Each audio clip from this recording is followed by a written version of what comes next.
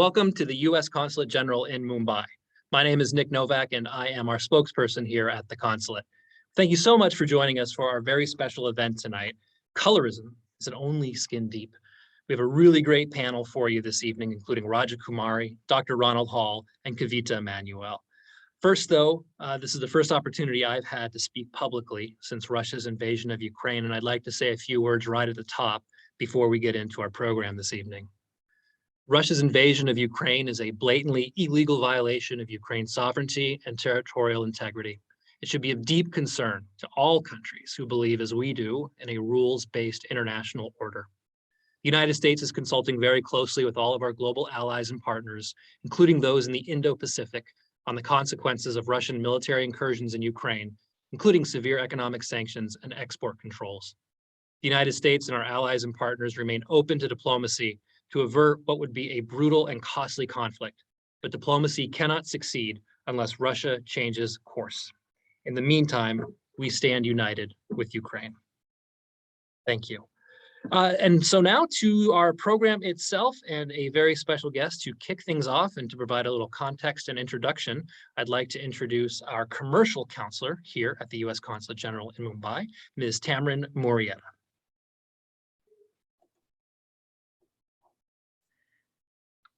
Thank you. Good evening. Thank you to participating students, educators, and the panelists who have joined us for tonight's event. I am pleased to welcome you to a conversation on colorism, an issue of social and cultural bias that often transcends geographical boundaries. Tonight's discussion commemorates Black History Month, celebrated in February of every year to recognize the achievement of Black Americans and their central role in U.S. history.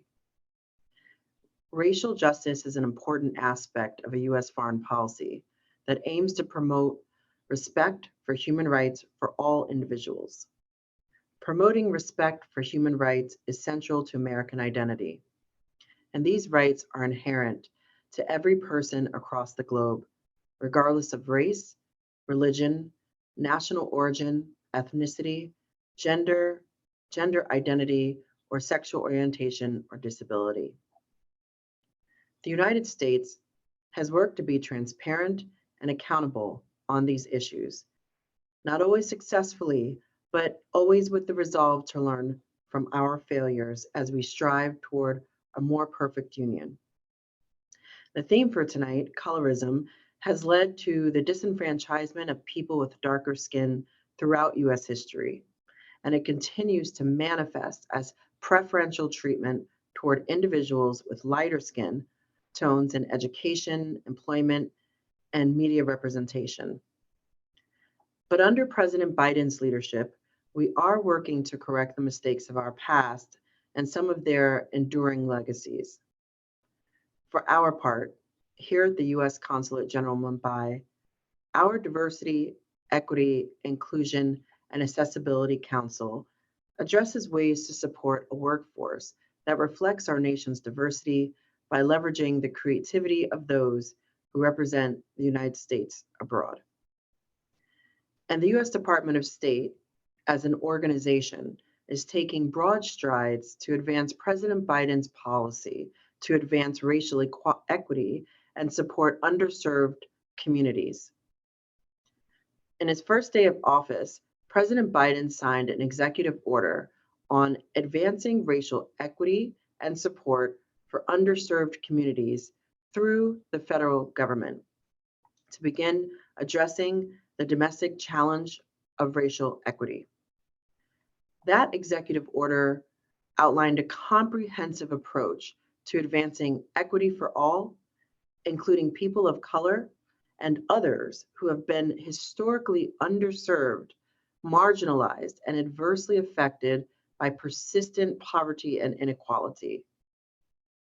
To that end, tonight, we will hear from a distinguished panel of Indians and Americans who will analyze how colorism persists and how it is being challenged.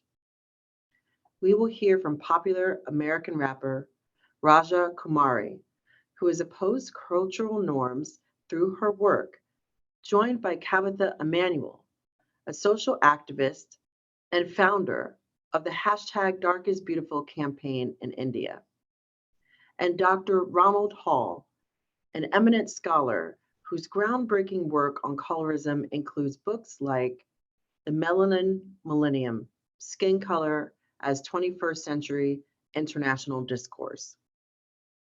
As you settle in, I encourage you to keep an open mind, listen thoughtfully, and challenge yourself to come away with new ideas and perspectives on colorism.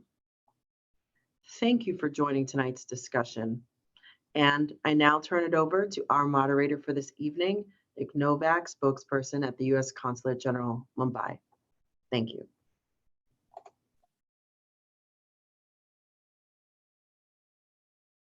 Thank you so much, Tamara. So let's move now to our program, and just a couple words at the top.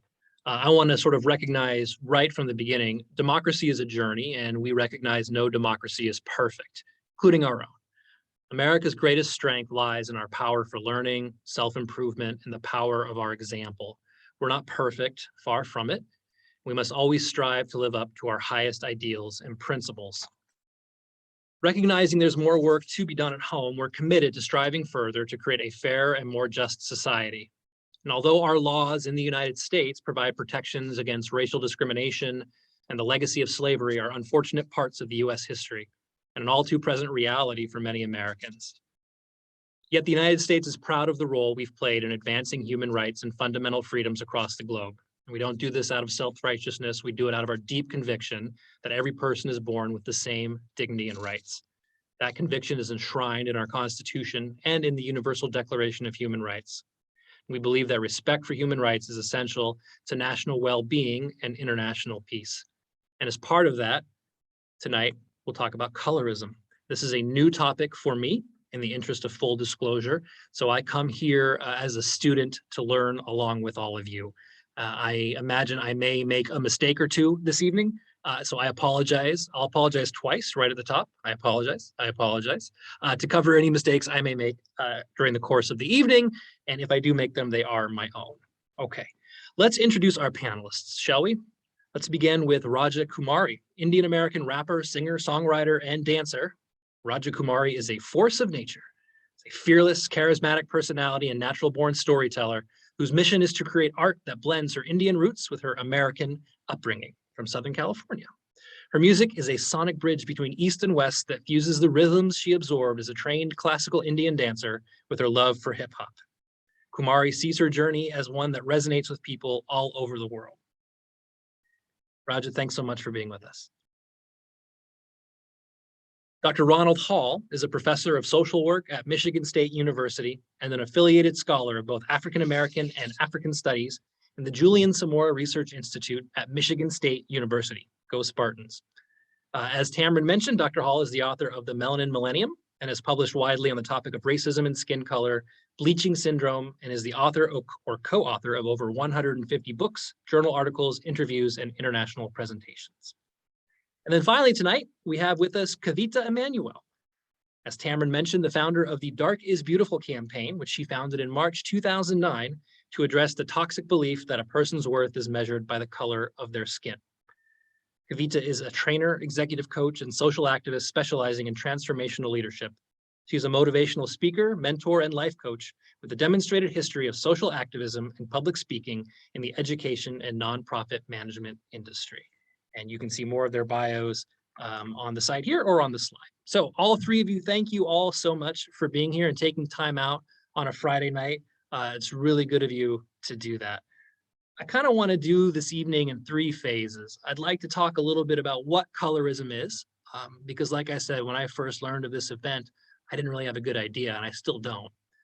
Number two, maybe some examples of colorism from your own lives so that we know what to look for. And then finally, what are some tips and tricks for raising awareness and combating colorism, both in ways obvious and maybe not so obvious? So if we're going to start with the definition, it seems to me we should start with the academic. Dr. Hall, in layman's terms, can you describe what colorism is and maybe how it differs from racism? Well, good morning, and thank you for inviting me.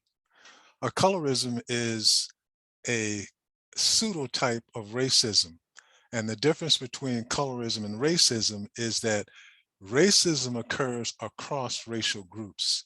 Colorism tends to occur within racial groups.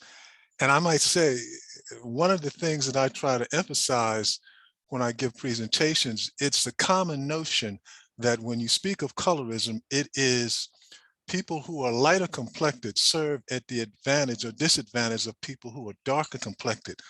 My interpretation of colorism is prejudice based upon skin color, whether you be dark complected or light complected. The difference being people who are lighter complected have advantages in some areas, but they have disadvantages as well. It's not that one group is discriminated against and another is not. It's just that lighter complected persons have a different set of colorism issues, which gets interpreted many times as an advantage.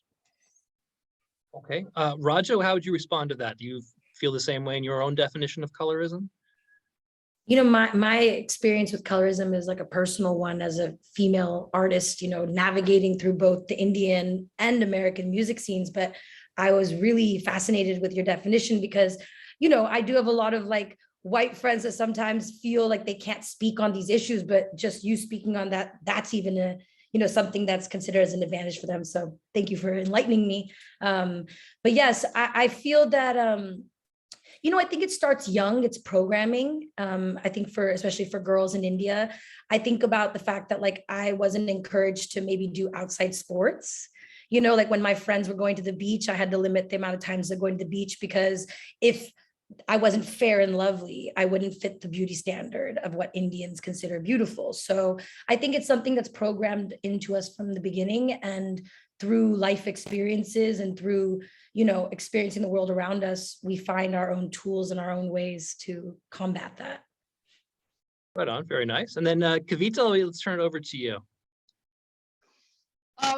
For me, personally, you know, the awareness about colorism came about pretty late, actually, when, though it is so much a part of what we believe, and it's sort of a toxic belief that exists in India, I was woken up to it when I started hearing the stories of people we were interacting with. Them, as you heard, I'm a social activist, and being involved as a social activist empowering women, I started hearing the stories of women firsthand and how their skin color stood in the way of their self-esteem. And but I come from a family, interestingly, where I'm the lighter one in my family. So it's interesting what Dr. Hall, you know, kind of highlighted. So I sort of, not too much, but I did experience a sort of a reverse discrimination where in my context, I was lighter and people would say like, you know, because beauty was attached to light skin where I grew up. So so for me, it was, let's sort of, you know, I accepted it because, you know, I lived it, you know, I thought, yeah, being lighter meant you're better, and it gives you certain opportunities that others don't have. And it was a journey of doing the campaign, which really awakened me and made me realize that this is an unfair, you know, reality, and it is a toxic belief that must be dealt with. But was it like obvious to you as a kid? And again, this is something I don't have a personal experience with, so I struggle with. I don't understand it, right? So you said that you were the lightest one in your family, and that you experienced certain privilege because of that. Was that obvious at the, like, was it explicitly? Did you explicitly understand that it was cool? Okay, my skin is lighter, so better things are happening, or was it just sort of like subtle? Like, what was that like? Yeah, it was a sort of subtle. It's not that, you know, in my family we were discriminated and given privileges because we, you know, the ones that lighter gets a privilege sort of thing. But it was what we heard, the conversation, the narrative, you know, that if you are lighter, you're better sort of thing. So it's not so much an experience, but it's a lot to do with the, you know, general conversation around you. So, Dr. Hall, to you real quick, where does that come from? Like, what are the? I think I understand the roots of racism a little bit, but this idea of colorism, of gradient almost, like where does that?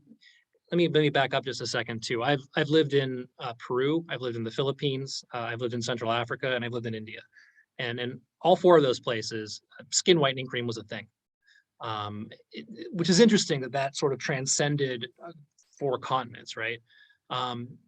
So does that come from colonialism? Like, what's the root of this colorism piece? Well, I think part of it is subliminal in that we have an international human concept associating light skin with femininity. And of course, that's going to be relative. But the situation was probably exacerbated with the colonial period and the Atlantic slave trade. And what you have is a racial power structure exercising psychological domination over primarily people of color. So everywhere that British, Dutch colonialism has taken place has influenced the people who were subjugated by those groups. And as a result, the persons who were in a position to subjugate, they were idealized. And what people don't understand is the same racial environment that Euro-Americans evolve in, persons of color evolve in. We attend to the same issues, the same values, the same norms and traditions. And even though we might be victimized by colorism, we on occasion practice colorism because that's just an American Western tradition. Mm. Raja, you seem like you have something to add to that. Oh no, I'm just realizing what I think what you just touched on, that it really does span across all the continents, and it's the proximity, there is definitely touches of that, because I don't mean to out my parents, but even in my family, my mother has very light skin and my dad is what we consider dusky, which is what I'm considered. And there'd always be this joke that like, oh, you got everything from your mom, but her skin color, like as if there was something lacking in that. And had I got that, I would have been an unimaginable beauty, So these are I'm just realizing that the programming is very deep all around. And actually, while I'm listening to this, I'm just understanding that I have to be deprogramming that more and more in my music, and just helping ways to try to, open up that dialogue within, lyrics, because I think people around the world, there is a difference, there's a change happening. The fact that we're even recognizing and speaking about it is bringing it out in the forefront. So hopefully that's the beginning of the change. Right on. And then Kavita, I'll just turn to you for a second.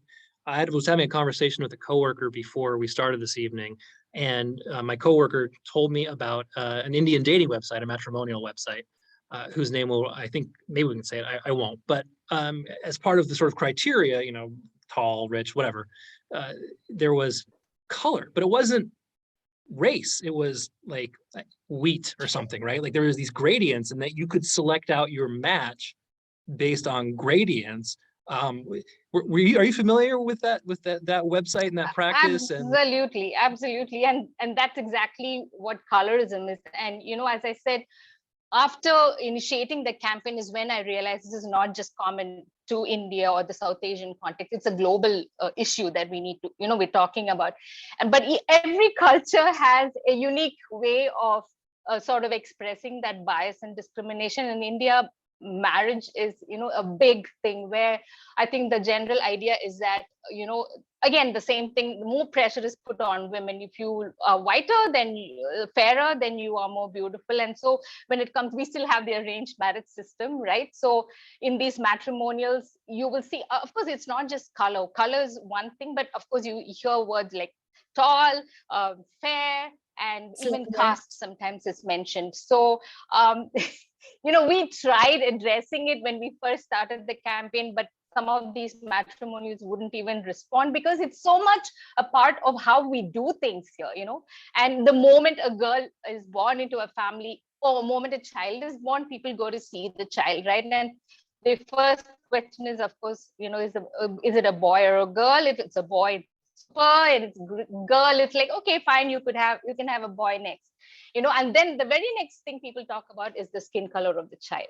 And if it's a girl and the girl is dark skin toned, how unfortunate. We have to save up a lot to get you married. So right from the time a child is born, and if it's a girl, the conversation about marriage begins. And if she is dark, then what do we do? How do we do? Come on, do these, apply these products. Don't go out in the sun. Don't play sports because you're going to get darker. And, so a child like that grows up with that sort sort of an image of herself, and doesn't give her the permission or allow the freedom to live life to her fullest potential. So that's how things work here. So yes. I was going to add something to that. The fascinating thing is when we take that across the ocean to the diaspora, it's not necessarily about marriage, because marriage has changed a lot as it evolved in the different cultures where, arranged marriage isn't per se that, but those things still remain. The colorism still remained, even when the diaspora shifted, and it's not based off marriage only. This gender thing is interesting, and maybe I'll go to Dr. Hall for this. Do you see, because you maybe have a more international perspective, beyond India? Do you see? I mean, the beauty creams are targeted at women. Do you see more pressure, or do you see colorism more rampant among women than say men? Yes, I might add, early on when I became interested in this topic, I used my own funds and I began traveling the world. I've visited every major racial population on the planet. I haven't gone to every particular country, but I've even worked with a Native American community. We refer to them as Indians here in the US, but this was a situation where Mr. Columbus made a left when he should have made a right, and he thought he was in India. So the indigenous people he encountered, he called them Indians. But I have found that this issue of colorism is significant to every major racial population. There may be cultural nuances to the extent that it may get expressed a little differently, but the fact of you're darker complected, that's a deficit, you're lighter complected, that's typically an advantage. And I might also say, it was mentioned that the Indian marital system, I reviewed some of the Hindu dailies, for example, and it will state explicitly when looking for a bride, she must be educated, she must be attractive, and have a wheatish color, which I interpreted to be a lighter complexion. So when Indians arrive in the US where this issue of colorism is significant, it simply gets exacerbated, which was a cultural norm in India that gets exacerbated in other areas of the West. And the problem for me is it's not front and center with the Academy. I think because it involves people of color primarily, it sort of gets trivialized. And in my work, I plan to make sure that people are aware of this issue because it's here. It's here. Mm-hmm. Can I just add to the gender Yes. perspective, Nick, if you don't mind? The fact of the matter is not just here in India or South Asian context. It's sort of all over the world. The idea that a woman has to look beautiful, and fit a Yes. certain stereotype. And Yes. so when you don't have it, when you don't have this, what it takes, the Eurocentric beauty ideals that are expected of you, and your skin color is lacking, then you don't fit the bill, you are unattractive, and you are denied certain opportunities. For a woman who's dark skinned, it's harder to become a model, for instance, harder to become an actor, harder to be in those professions where your looks are considered important. So it's interesting how in one of the workshops that I did, all the front office women who were there in front of me were all light skinned. The ones who were doing the accounts and finances, or the brain of the the firm, were dark skin tone. And I thought, this is interesting. So that is where gender comes into play here, because a woman is expected to look beautiful, so. And it sounds like, so you think, this is really interesting. So if you're lighter skinned, you tend to gravitate more towards public facing jobs, or jobs that put you in touch with people more, where if you're perhaps darker skinned, you end up in more of sort of a back office or a role where you're not as public facing. That's the experience you're describing? Yeah, yep. Or the reverse Exactly of that. The reverse, I was just going to add something. The reverse of that is one of my best friends. Her name is Nidhi Sunil, and she was just recently signed to L'Oreal, and she is a dark-skinned model. She won Vogue India's Model of the Year, but it was very difficult for her. And I find that sometimes the reverse of that is she's exoticized now in this like search to like have everything be like equal. Now she's sought out for her dark skin, but it's almost feels not what it's supposed to feel like, So there's another flip side of it. So as a woman, I want to stick with this for a minute because it's interesting. And again, I'm going to be indulgent because I don't know a lot about this. This is an opportunity for me to learn. As a younger woman, when you would see a Fair and Lovely, it's Fair and Lovely, right? Is the skin cream? Yeah. When you would see Yes. that advertisement, like what are you feeling? Like what does that say to you? I mean, I know what it says, but like what is it? Does it conjure up like a certain emotion, or I don't know. I'm just trying to get a better sense of seeing that does to you. You want me to answer that, Nick? Are you talking to me? Okay. I think the whole thing, you have to kind of backtrack a bit, because the idea that a girl is supposed to look beautiful is kind of how it happens, right? So that narrative is in your mind. And then there is this definition of how can you look beautiful? Who looks beautiful? And that is defined by your skin color, right? In any given context. So when you see a product like Fair and Lovely, it says, oh yeah, that's great. So as a young child, I think I've used it, because that was the only grooming product available in the market. And for me, it was more like I shouldn't get darker than this, I should preserve my skin color. Whereas there are other members in my family who used it and believed that it's going to make them lighter, which is such a lie that we believed. But we didn't even think that was serious at that point, so that's how it works. So. You touched on something interesting. You said, who is considered beautiful? And I think that as a society, if you look at the Bollywood actresses and the people that are given those positions, if you look at Bollywood now, which like a lot of people talk to me about how my face is very Indian, and it's because I've kept my nose. And a lot of people in the industry, if you can see it, it's out on the internet. I'm not trying to be mean, but like a lot of people that are more successful have changed their nose, have changed their features to be more Eurocentric, and they are on the lighter side of the skin tones. And that also contributes to young people being influenced by that kind of programming. And that's why I feel like taking up space that's not for you, like what I've been doing or what other artists have been doing, like Nidhi and other people that are occupying that space, is trying to change that narrative. Like there's a whole campaign, amongst us that's like not fair and lovely, it's brown and beautiful. Like that's like a whole saying in the Indian community. So I think that, other people coming into position to be seen is going to help with that as well. You're in the entertainment world, and so some of this feels like a bit of a self-fulfilling prophecy, right? Where whatever the Eurocentric model is held up as beauty, and so everyone tries to become that, and then that gets reinforced and reinforced and reinforced, right? So like, how do you stop the madness? I don't know. I think very early on, I realized I was not the definition of beauty that was held by the world. So I didn't focus on that as much. I focused on the music, and that's how I got where I am. But the beauty is from within, and I have come to love the way that I look. And I tell people I would never change my nose because it's my mother's nose. Like, why would I, change my mother's nose? But it's definitely been a factor. Like, I'll sing a song and the director, I've danced in all my music videos, I'm a trained dancer, and somebody to my face will be like, oh yeah, let's get a model to do it. And it's like, what's the difference between this Eurocentric, light skin, very slender model and me, who's the actual creator behind it? Like, why would that not be interesting to you? So in the beginning of my career, I faced that a lot. Like, they would have someone else lip sync to my voice, but then you just have to become very aggressive. Really? Yeah. So like, if there was a music video and it's you singing, they would have a model lip syncing. Yes. Huh. I like to Please, add Dr. a Hall. point.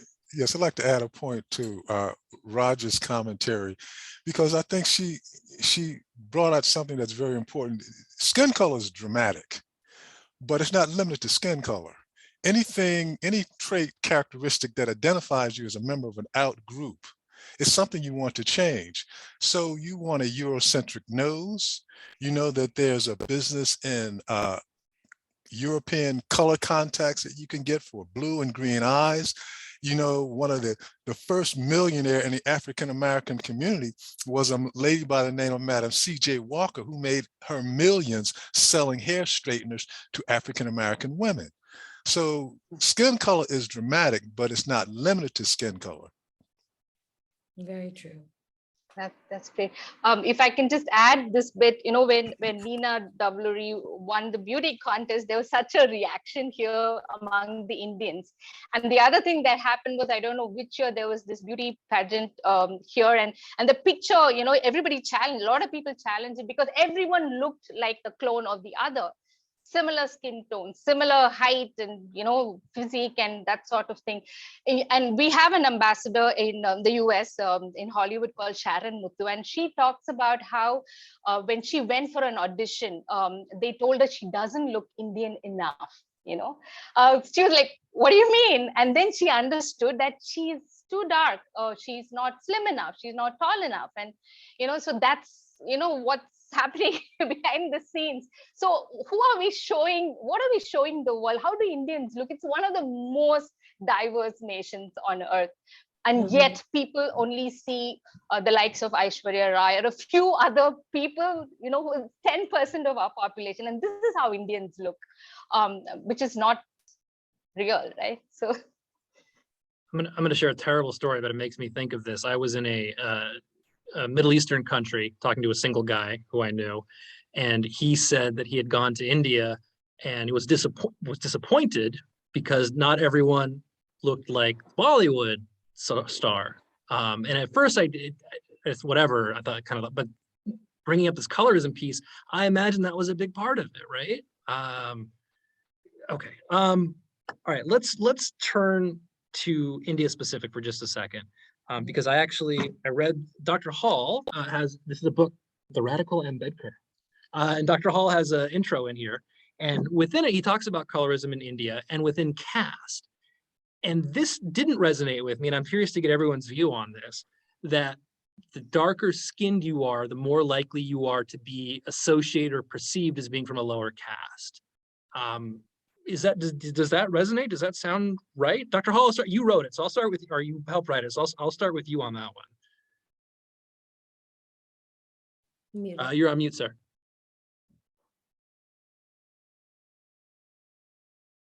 I'm sorry, the limited experience I have with Indian culture, and I'm sure it's not nearly anything that would amount to what the panelists have. It always struck me as a little curious that Dr. Ambedkar was rather lighter complected, and he was associated with a lower caste group. I've done a lot of work with the Dalit population. Many of them are very darker complected, in fact, much darker complected than a lot of your African Americans, but not always. And so you kind of get this association with darker skin and lower caste and lighter skin vis-a-vis Brahmins and higher caste, but that's not always a hard and fast rule. But I think that we need to take into consideration that if you're looking at those Indians who originate in the southern area are lighter complected, and those in the northern area, I'm sorry, exact opposite, those in the lower area, southern area, are darker complected, and those in the northern area are lighter complected. And skin color is a taboo subject, so it may not always get discussed overtly or in public discourse, but I think it's something that people in all countries operate on, unfortunately.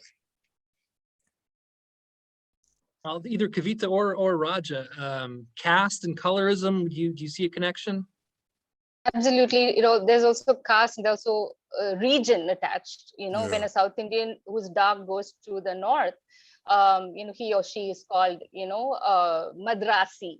It's as if everybody's coming from Madras, which is Chennai. So there's, those sort of comments and nicknames and those sort of things happen. It's also region wise, and definitely caste plays a role in, yes, the darker you are, it is considered that you are probably from a lower caste, so that is probably one of the reasons it does play into marriage as well, because you are aspiring to break that, lower caste that you're in. So you want to marry someone who's, fairer or whiter. so your life changes, your children are whiter, fairer, so that there's that whole context to it. And I know of one of our, again, ambassadors who is from a higher caste, and she is dark-skinned, beautiful dark-skinned dancer. And she couldn't get an opportunity to sort of be in, it was really hard for her. And so she ended up forming her own dance group and said, in my dance group, we're not going to be clones. We're going to have all skin shades, all body types, so, and she did it. But then being a person in a high caste family who was dark, she faced severe discrimination, so it plays both ways as well. And of course, if someone who's dark and who's socially considered to be from a lower caste faces it even more, opportunities are denied, or place comes into play, and it certainly intersects with caste. I'd just like to add one dramatic point to that also. In 2009, I conferred with attorneys in Atlanta, Georgia, in the case of Shyman Rai. Shyman Rai is an Indian American who migrated to the US, and his son happened to marry a woman who was darker complected, and Mr. Rai did not approve of that, and he had his daughter-in-law murdered. It's that significant and unfortunate. There are honor killings in India. There are things that happen like that. And it's definitely the dark side of the culture. I'm sad to see that happened in America. I was just going to say that, the immigration story of Indians into America has been rather short, since we only could really come in the 70s. My parents were part of the immigration in the 70s. I think that those that were able to come, what I've understood now, like growing up, I didn't know this, but those that were able to come to America were of a higher caste. Like there aren't as many of the lower castes in America at that time. So I feel like maybe the pressure of this part of the equation maybe wasn't so much in the forefront in my mind growing up in America within the Indian community, but I've definitely seen it in India. Once I've been in India for the last 5 years. So I've learned a lot in the last few years. I've seen things that only were in concept before that play out in reality. But the crazy thing is, no matter how divisive the caste system is, colorism is actually more decisive and like more, it's more pervasive, amongst the entire situation. India is a complicated country, man. And I say that I've been here for 4 years, and I love this place, but boy, it's an enigma to me sometimes, and I'm always learning more. Let's go to a question from one of our attendees. I think this is pretty apropos, and Raja, may go to you first on this one. And I'll just read it verbatim. In every country, there's a beauty standard, and there's acceptance and inacceptance. Sometimes accepting ourselves is not enough. Media representation and creating our own beauty standards are necessary for a certain different kind of beautiful women and men to be recognized and appreciated. Why is skin color highlighted as an active topic only when famous people come in front for it and not from a local sector? What can be done from a local or small sector point of view? Is it just self-esteem, or is there more? Oh, I love this question. This is, I think, what my art really deals with. I think, like, in a lot of ways, self-acceptance. I think understanding that this structure that's built around us is actually not reality. It's an illusion, and the beauty is from within, and God made us this way, so he would not punish you and give you something that, is not beautiful. So I always encourage people to just, I was the first person that was considered thick to walk on the Lakme, runway. I walked for a streetwear brand. And I remember right before I walked out, I was like, I'm going to serve these Indians some thickness. And I whipped my hair, and I just walked out there, and I was like, I have to do this because I don't know who else has the strength and then the bravery to just come out here and be that.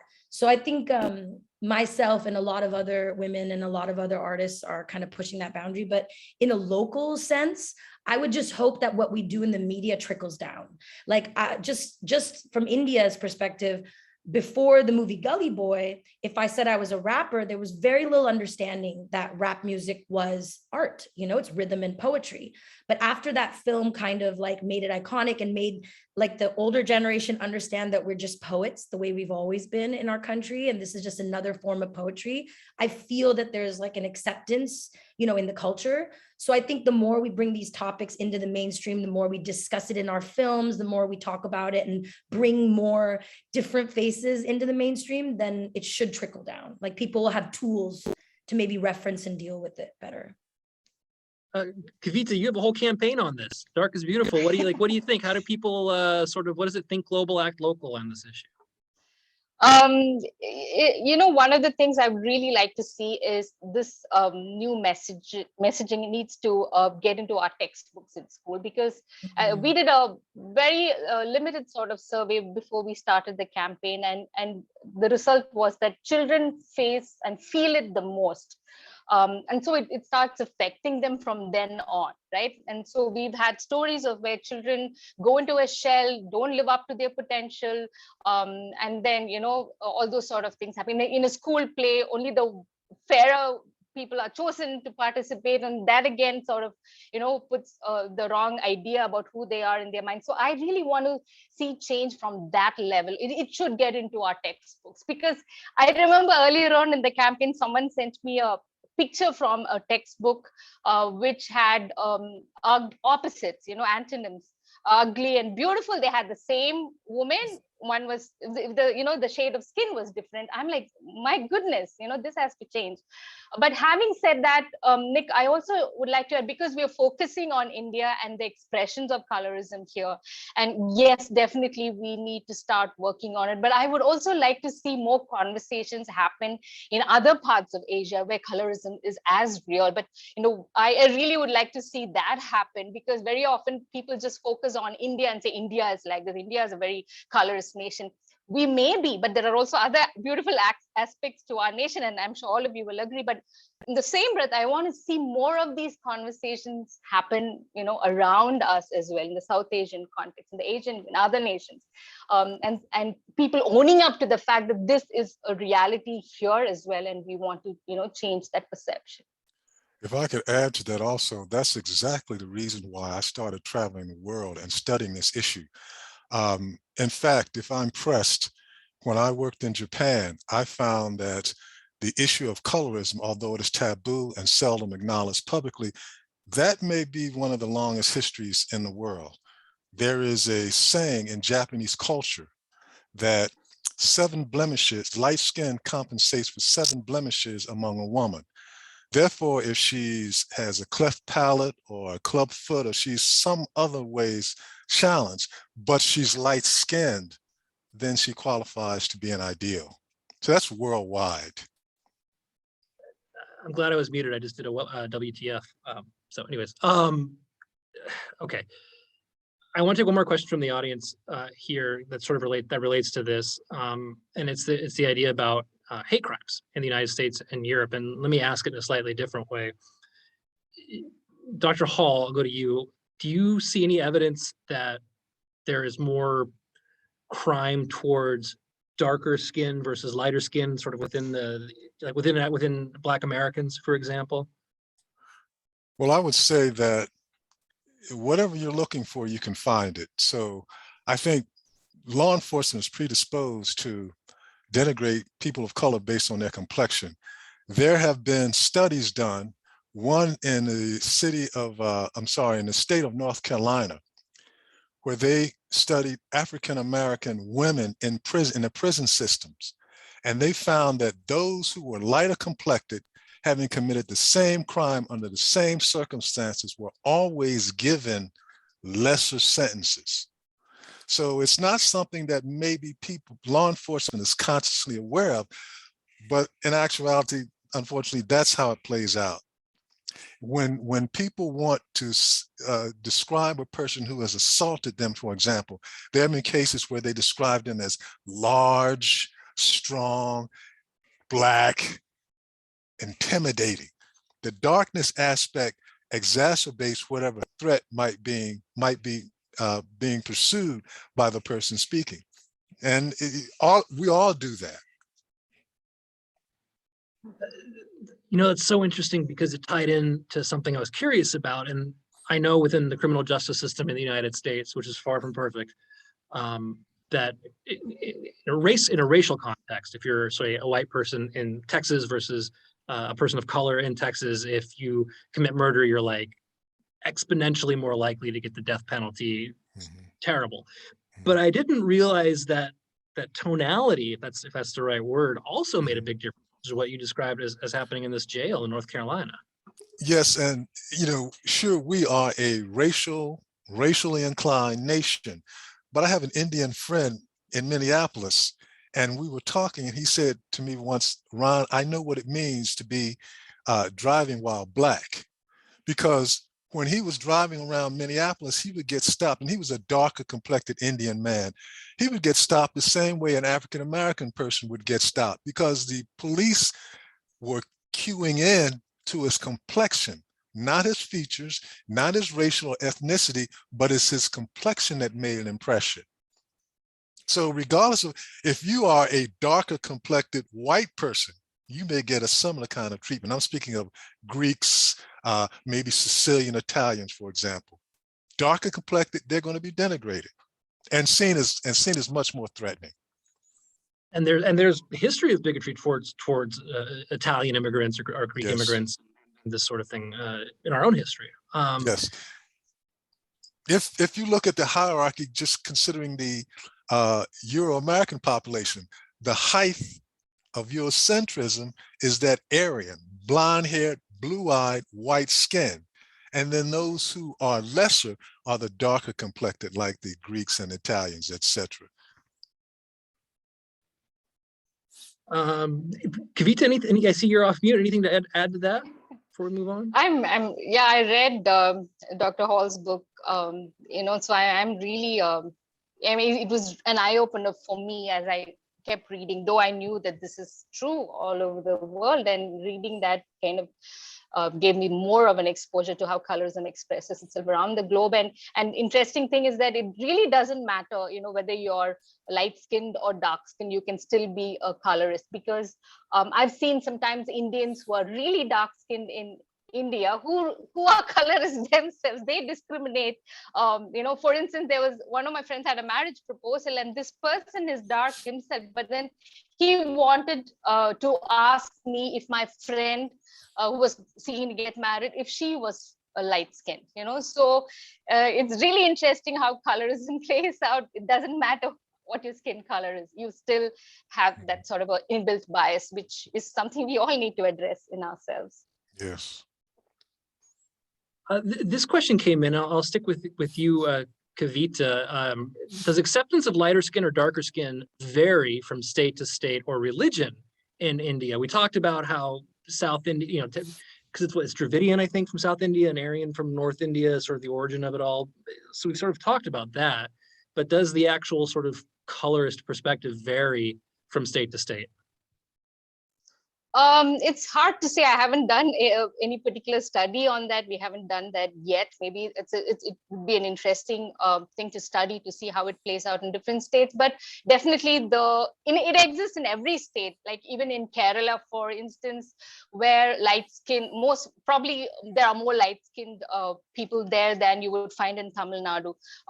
So if you happen to be a Malayali that is dark-skinned, you will be discriminated against. You'll find it harder to find a marriage partner, and that sort of thing. So it is there in every state. Maybe in Tamil Nadu you would probably find more people who are more accepting of dark skin, but still there is that prejudice. There is that, so I think it exists in all the states. I think the only thing that we know for sure now, there is that north and south divide, and there is that intersectionality with caste and gender, so that's how much we know right now.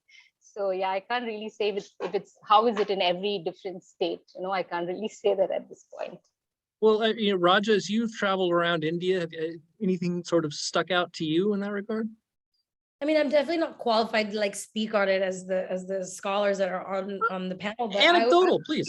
I would think that being darker complexion is more common in the South. So I know if you're lighter complexion, then you're like a jewel, amongst the what is the dusky skin? That's what they call us. I don't even know the words, but I would assume maybe in the North, it would be a little more rare to be more dark skinned. So I'm sure that would be a little bit different. Yeah, if you meet someone and they're darker skin, you would just ask them if they're South Indian. That's like a natural first question. That's the okay. stereotype. Yeah.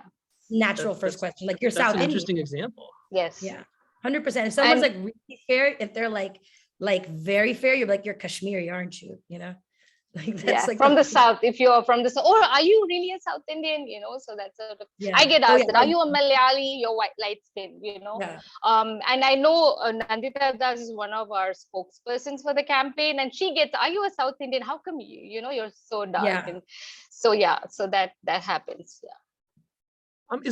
I'm thinking back to, I just heard something about a study done in like the 1950s, I think, where they asked school children to draw a picture of a scientist. And out of like 100 kids, 90 of them drew a man and 10 of them drew a woman. I'm gonna get the numbers wrong, but it's something like that. And then as time went on and, say the early 2000s, they asked kids to draw a scientist and maybe it was 70% men and 30% women. Is there any sort of anecdotal or similar type of study with colorism that would be that sort of a stark reality? Because I remember when I heard that thing about the scientist for the first time, it like really clicked for me, like, wow. Does that is there something like that in colorism? Well, I can respond to that. You have the classic study done by Clark and Clark in the 1940s that led to the school desegregation in the US. And the psychologists asked young Black girls, 8 or 9 years old, to pick the doll that they thought was the prettiest. And they had a dark complected doll and they had a lighter complected doll. And to a person, they all thought the doll that was lighter complected was the prettiest. But most importantly, lastly, they were asked, which doll did they think looked most like them? And they also chose the light-skinned doll.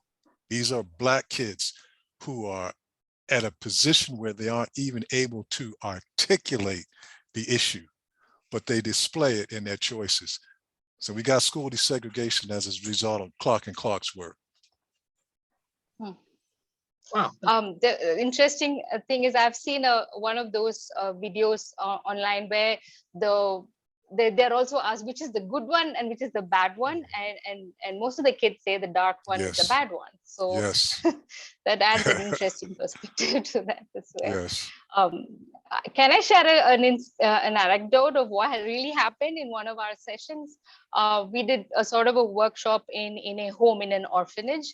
And, we usually give out coloring sheets for children to color. And we say, like, you don't have to, you just match the skin color to yours, And so there was this kid who went on rejecting the brown shades and kept taking the peach and kept coloring his, and I purposely kept pushing the brown shades. See, your skin looks different. Why didn't you try this? And he was so annoyed with me because in his mind, when it came to skin color, it had to be peach. That's how a drawing is done. So like, this is interesting for probably a 4 or 5-year-old kid to have internalized it that way, and only choose, and he's determined to do only peach for this, picture, that he was coloring. Let's go back to the audience questions for a second. We got a few more that have come in. This is interesting. And this is something I think I'm probably guilty of myself. How do you take on or react to casual roasts among friends regarding colorism, which is prevalent in today's colleges in India, not just colleges, this sort of, I don't know what you call it, casual colorism or something, where we're just joking around type of a thing. Like what do you do in that situation if that's you and you hear that? Does it, you want to say? It's all silence. Anyone can chime in here. I don't know. I'm just thinking about it. We all definitely do it. I mean, like, I do have a very light-skinned friend. And we're like, skin is milky white. Like, it's just like people tell jokes. I don't know. I think it's just so, like we said, a 4-year-old child was determined to use a peach marker, like a peach crayon. I think we just have to consciously stop. I think we just have to consciously make a decision and then hope that changes it. Like, because in our group, I don't think we do that often, but now I'm like, dang, I guess I do the reverse thing. I'm like, your skin is milky white. Like, like, I guess that's, I don't know. Yeah, and you're just playing around or whatever, right? But that has some kind of subtle or not so subtle, there's something there. Kavita or Dr. Hall? Yes, it's something that I would discourage. the young people in a lot of your inner city areas of the country, African Americans, they have something called Team Light Skin and Team Dark Skin. And they go back and forth challenging or criticizing one another in a joking kind of way. But I think that's most dangerous, because what it does is trivializes the significance and the devastation of something that we should take very seriously. So I would, in every opportunity I got, I would discourage something like that. It's not a trivial, it's not a joke issue. It's something to be taken seriously. Yeah, this idea of, you're right, trivialize. Yes, that's a very important way and good way to put it. A very succinct way to put it. Kavita, you had a thought? Certainly, I think awareness has to increase, and that's why I said it starts with educational institutions, whether it's schools or college or universities. I would say begin talking about it, and we sort of, if you look at our website, we tried to introduce something like a peer support group where you can form your own group and your own in-house campaign to talk about it, and pick a particular issue. Pick a fight. Pick a fight in a, not in a hatred sort of way, pick a fight in terms of addressing it. Do a flash mob in your college and bring that awareness, and talk to teachers, educators, because very often those sort of comments come from teachers too. So educate the educators. Yes. And I think there's a lot we have to do, and that's where I think the grassroots education system, I firmly believe that change has to begin there as well. Also, I might add, when we talk about teachers, they are very significant in imposing their subliminal values and norms onto young people who are at a very impressionable age. But beyond that, in addition to the literature, those individuals on this panel, the group that's talking, we need to get together and get a major research grant funded to validate this issue. Because as long as you don't have the empirical evidence, you're always going to be subject to challenge. Once NSF or some other major funding order will fund something like this to be studied, it's always going to be considered trivial in some academic areas. And maybe that's the takeaway. Like, if you remember nothing else from our session today, that don't trivialize it.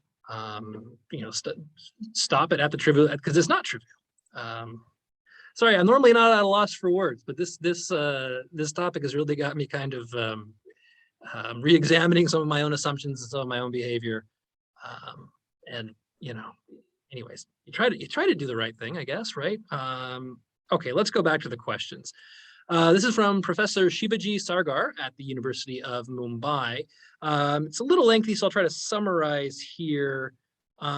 This is talking about prominent people who sort of are hypocritical about this issue, where they speak out against it, but in their personal lives, they don't practice what they preach. And like, that's more dangerous than the common people. What's your take on practicing what you preach, and how do you call people out who behave poorly privately, but say the right thing in public? Well, I'll just comment briefly. Sure. I think we need to hold Bollywood accountable. There have been issues in Hollywood, and by the way, I've been hired as a consultant for a group in the US called Pop Shift. And they're the people who are responsible for putting on the dramas and the media entertainment. And they want me to consult with them about sensitivity regarding skin color. Bollywood is a major movie enterprise. And what they idealize as the love interest gets conveyed to the people watching the film. So it's not to say that a woman who is lighter complected isn't beautiful. It's to say that you should have an example of a darker complected woman that's beautiful as well. And having said that, something someone else said that jogged my memory about something. Although we denigrate women who have dark skin, I was shocked to learn that the highest paid model in the world is a darker skin, either she's from, I think she's from the Sudan. She gets $10,000 an hour to work. So that just shows you what is possible if we are motivated to make a difference. But doesn't that kind of, and not that I don't disagree, but Raja, you earlier talked about your friend who you think gets work because they're sort of exotic, right? So like the, oh, you're on mute. You're on mute. I said not only because of that, but there are some campaigns that I like. If you look at the makeup, you're like, okay, they have their dark skinned girl, they have their blonde girl, they have their Asian girl. Like they're just trying to like, Oh, it's like you the know, United Colors of Benetton type of thing. yeah. I mean, but what, you know, what we were talking about, but definitely it does go back. It goes both ways, definitely. So there was a question here about Hollywood and Bollywood, and I know we've talked about it a little bit, but this is a little bit of a different variation on it. The person writes that basically it seems like in Hollywood, they want dark skin tones and slum settings and sort of that is their stereotype for the Indian in film. And then why does the West side of the world want to portray Indians to be dark toned while we Indians want to strive to be like the West? What's the reason for this conflict, this dichotomy? To unpack that question, I mean, the issue that I had with Slumdog Millionaire was that the only person that was generous in the film was like the one white guy that gave $100. Otherwise, every single person in the film was like treacherous, and India was portrayed in this like really crazy way. Like the little kid jumps in, you know, like a toilet, and like, you know, it's just like, I think it's like poverty porn. It's like, I don't know if I say that word, but you know, that's what I feel like the West likes to look at India that way. And I feel like in my work, I try to always expose people to the fact that like, would I leave Los Angeles and go live there if it wasn't amazing? Like there's other places to live. It's not the end all be all to like make it to LA. Like there are beautiful parts of India that are outside of that. But on the flip side, Bollywood has started, I mean, they have their big budget films, which are obviously portraying one version of beauty, but there's this whole underground kind of movement of these art house films that are dealing with real problems. They don't have the Bollywood music numbers, but they're film pieces. And, you know, there you're seeing all different types of actors getting roles. And it's like, it is beginning. Like India's art renaissance will, you know, hopefully help kind of tell this story worldwide. But then there are Bollywood films where the premise is like the girl is dark, and then they find out later she does something and then she becomes light and the guy falls in love with her, which like need to be boycotted. Like we just need to shut those down, which I've done on my page. I've like called out the actress and I've been like, why are you doing this? Like, why have you painted your face brown when there's so many beautiful people that are naturally could express that struggle, you know, and could emote that properly. So we just have to hold people accountable and also, you know, continually check ourselves. And I guess I would add to that, Bollywood is a money-making enterprise. When people stop paying for tickets that denigrate dark-skinned women, I think you'll see a change overnight. And I think we're starting to see more diversity because there's been a political movement and activism such as that of Ms. Kavita that is weighing on the decision maker's conscience. And I do see a change that's coming. We're not there yet, but a change is coming. Let's talk some more about that activism, Kavita. Talk to us more about Dark is Beautiful and some of the stuff that you're up to and how you're educating people around India. As I said, one of the things that we do is we do visit educational institutions to talk about this issue to students. Our main role is to somehow influence our society to change the messaging, right? Whether it is do with films and representation as well, or education, environment, or addressing families. And so what we would like to do is create that space for conversations to happen. And as I said in the beginning, I think Dr. Hall also mentioned, it's not about sort of creating a hate sort of campaign where you hate those who discriminate against you, but it's sort of bringing together people from different parts of India, different castes. I mean, I hate to use the word caste, but it still exists. And can we just do away with that? That'll be great. But, you know, bringing people from different walks of life and have that conversation, validate the experiences of people. Don't say it's trivial. In fact, when we started the campaign, many people told us, why are you doing this? This is not such a big issue. There are other graver issues in a place like India. There's poverty, there's gender issues. Of course, nobody is sort of saying those are not issues, but don't ignore the importance of addressing an issue like colorism, because it does add to the intensity of the other issues as well. So I would say change the messaging, address it in every arena possible. And I tell people, if you're a singer and sing about it. If you're an artist, paint about it. An actor, script, writer, then make those scripts. I think change has to happen at different levels simultaneously for us to see change. And I'm really happy with what has started off. Ultimately, finally, we started to talk about it. And so I'm grateful for that. I'll take it, but we need to see more. We're merely scratching the surface. Raj, I think that was a subtle hint to you. Let's go back to Bollywood for just a second. This is an interesting question. I have no idea on this.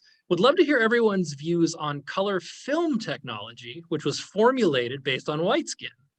As a result, it has failed to properly capture the richness of dark skin tones, oftentimes muddying Black people's complexion. That's true? I see some heads nodding. I can't speak on, you can tell me the fact on that, but I will tell you that for me, color correction is a big issue in my career. Like, I have to tell people when they do my photo shoot that I need final approval of the edits, because I have been lightened on the cover of magazines and I won't post the magazine because I'm like, I am brown and you have made me white. Like, I would like you to return the image to what it was taken as. And that is something that we always talk about ahead of time with anyone that's shooting me outside of our camp, because it is a huge issue. And it's so weird. Do you ever get pushback? Okay, they lighten you and you're like, no, I need to be original. They ever come back and be like, oh yeah, they just released it. And then I just never posted it. And it was the cover of a magazine and I just never posted it because I was like, that's not my face. I've had people Photoshop my nose before and it was like they were doing me a favor. Also, if anybody's really interested in this topic, I did some work with a professor at Concordia University in Canada. Her name is Dr. Lorna Roth. And that is exactly what she talks about, exactly what she studies, is that skin color corrections that has been just a standard for Hollywood since we've been making pictures. Also, to further dramatize this issue of complexion, you may remember maybe 15 years ago, there was, during the trial of O.J. Simpson, there was a picture of O.J. Simpson placed on cover of Time magazine. And they were criticized because they intentionally darkened his complexion so that he would seem more intimidating, more threatening, and they would sell more magazines. So there's money to be made. And until we stop paying our dollars to reinforce this kind of issue, it's going to continue. I just did another WTF on mute. So again, thank you for the mute button. Really, they darkened OJ's skin on the cover of the magazine? That's a true story? There have been articles written about that. Wow. Yes. Huh, okay. Let's go back to the questions. Is there any correlation between colorism and economics? Okay, this goes back to the sort of the root of colorism. Correlation between colorism and economics. I'm just reading this verbatim. Richer countries are predominantly lighter skinned and poorer countries are predominantly darker skinned. Is this a factor adding to the perceived benefits of lighter skin?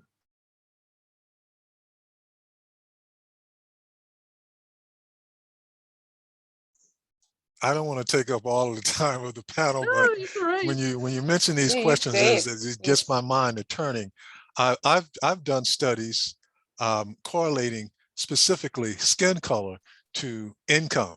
And Hughes and Hertel were two sociologists, I think, that published their study back in 1990. So this study has been replicated where they find a definite correlation, or rather an inverse correlation between skin color and income, such that the more melanin you have, the less money you make. And melanin is that ingredient in our skin color that gives us a darker complexion.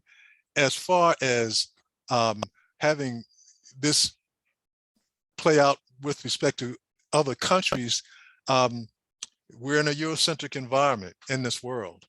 And it's no coincidence that most of your wealthier countries, more technologically advanced countries, are lighter complected on the skin color scale, and that is a reverse for countries where people are darker complected. It's a complex issue that has branches in every direction, but I think skin color has always operated as a common variable. But did it exist before sort of colonialism? Like you said, you'd done some work with Native Americans. Yes. Was colorism a thing before Columbus? Was it a thing in India before the British came? Or is it uniquely because of, well, my ancestors, I suppose? Well, I can only surmise because you don't have the history text that will advise us about the accuracy of that, but I can say this. I've read notions of the landing of Columbus to the Americas, and when they first counted Europeans, they actually thought they were gods because they had lighter skin. And the women, to make themselves attractive to the conquistadors, they would use berries and various other concoctions to lighten their skin. So that probably started the ball rolling. My common sense would tell me that prior to Eurocentric influences and or domination, that probably it was culture or religion that established the hierarchies between people and not skin color. But I don't know that for a fact. Okay, we'll do sort of a final chance to type in any questions you may have that we haven't gotten to yet. I can't get to all of them, but if you have any burning things you want to ask, please type them in the Q&A box and I'll try to get to them. Let's talk about sort of what we can do. We've sort of chatted about it a little bit here and there as we've moved along in our conversation this evening, but if you had to, and I'll go to each of you in your own sort of worldview, what can people do to be more aware of colorism in their life and to sort of help educate others? Maybe Dr. Hall, you're on the screen already, so why don't we start with you? Well, exactly what we're doing today, I think, is critical. I think we need to raise the consciousness and awareness. Like you said yourself, you had no idea that this issue even existed. For people of color, we have this sense of duality. We have to learn how to navigate a cultural environment as pertains to our own group. And to survive, we have to learn how to navigate the cultural environment of Euro-Americans. So I think it's necessary that Euro-Americans, 75, 80% of US population, become aware of this issue by taking part or listening in on those kinds of presentations such as we've had today. And also, if I might commence to do just a little bit of marketing, because I have to get my work funded. My last book was published in November this past year, 2021. It's called The Historical Globalization of Colorism, published by Springer Press. My next book is coming out this May 2022, and it's called The Interdisciplinary Perspectives on Colorism. That's published by Routledge Press, which I think has a branch in India. So we need to stay focused. Above all, we need to stay activists in entertainment, in academia, in any other ways that we could possibly do to get this issue front and center in the public's interest. Thank you, sir. Kavita. My answer, to this is something, I would like to bring to the table. It's pretty simple and pretty obvious. I would say any conversation on colorism, of course, conversations have to happen, like Dr. Hall mentioned, but any conversation has to sort of challenge me. It has to challenge each one of us, so that's where we have to allow that space for ourselves to sort of have these challenges placed before us to change us first. And very often I hear people, when we talk about the campaign, they say, oh yes, and that's a real issue, but I am not biased, and the truth is that all of us are biased. And for me, leading the campaign has been cathartic for me. So I was not born a campaigner for against colorism. So I would say, let this change start with you. And one of our slogans for the next decade is colorism ends with me. So it starts with you. It starts in your family. Make use of every opportunity. Don't just be a bystander when somebody is being bullied or nicknamed or pulled down or denied an opportunity because of their skin color. Speak up. be there for the person and start those support groups where you can talk about it and validate stories. And yes, go and do the big sort of change as well. Talk to brands that, to change their narratives. Do we really need white ink products, and talk to the education department, let it get into our textbooks. So I think it has to be addressed. Oh, there she is. You're back, sorry. Yeah. Yeah. Sorry for this long answer, because I'm really passionate about this. I'm just saying that we have to address it deep down in our culture and mindsets, as well as from those big endorsers that keep endorsing it every day, whether it's movie or the advertising industry or cosmetic brands. I think everything has to sort of happen simultaneously. So yeah. Right on. I love your passion. How can people find out more about you and your work? Where can they, their website or Instagram or? Yes, it's darkbeautiful.in. So there you have the other social media handles. If you go to our website, they can find out. Cool. Sounds good. And then Raja, what do you say to people? I mean, I think Kavita just touched on it at the end that, as an entertainer, as a musician, it's just important to speak about it and to be, present and to, also like look at yourself. I think today you and I were both like, wait, that's mean when we do those little nicknames for our friends. So I just realized today that I think I am a certain way, but there's always room for improvement, and there's always room to, don't be afraid to look at yourself. And even if you're wrong in the past, there's always time to change it and move forward. I think that we should create that kind of safe space, because it's hard when generations are changing. It's very hard to rattle these ideas out of the older generation. But I do believe that there is hope for that as well. I think it's just a change of perspective and being that bridge for the conversation. And yeah, I mean, I think pushing the brands is definitely something that I'm known for. I think I just did an ad and I saw the dancers and I was like, do you mind getting me a real selection of India? Because this is not what India looks like. These girls all look exactly the same. So I think it's just being conscious of that. And, in my situation, like whenever I get a big platform, I do my best to make that happen, because it'll encourage other brands when they see it done successfully. They're like, you know what, we should also do that, because everyone in India only loves something once they've seen it done. Then they're like, now we can do it, so that's the way to get things to change around here. But yeah, and then as a musician, I just want to, I'll probably talk more about this and try to put what we've discussed today and just, I mean, it already finds its way into the music. I do talk about, I also talk about on my side, like when I was in America and I was about to put my album out, I was told Indian girls don't rap, and that nobody cares about India. And if I took my bindi off, they would give me a bigger budget for the music video. And, I had too much clothes on. So it's like, there's I'm also always accused of a cultural appropriation, because I found myself in hip hop, and hip hop has become a global, force, and it's, grown in very organic ways around the world. But as an Indian American artist in America, I face a lot, because I don't know, maybe I don't know, one of my lyrics, I say, I seen them on the comments, I am brown enough to comment, guess I got to get a tan so I can rep a country that gave my daddy options. So it's I think it's on both sides, so I'll just continue to do that and hope that encourages other people to also bring it to I didn't want to ask you to rap tonight, but I appreciate you spitting out a couple of lyrics there for us. Where do you point people to for your music and to get to know more about you, YouTube, Instagram? Everything is under the Raja Kumari, TheRajakumari. And because I grew up in America, I have to tell you, Raja like the tiger from Aladdin, and Kumari like Harold and Kumar, but with an I.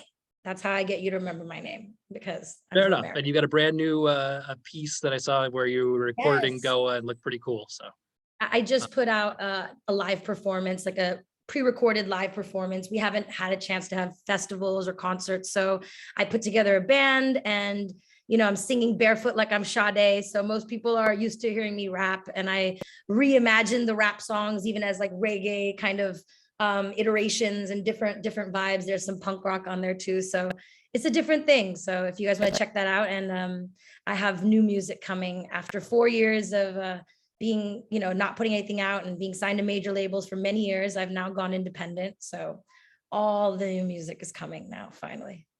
Well, good luck to you, Raja, and thanks so much for being here. Go, the Raja Kumari, go listen to her, go buy her our streamer on Spotify, whatever it is. Go see her in concert when she starts touring again. Check Yes. out Kavita, Dark is Beautiful. Buy Dr. Hall's books on colorism. You guys have been great panelists tonight. I really appreciate you taking your time out on a Friday to be with us here today for this conversation. I've learned a lot. It was very interesting for me, and I hope it was for our audience as well. And with that, we will wrap things up and leave it there. Thanks again for all your participation. I'm Nick Novak, the U.S. Consulate General in Mumbai.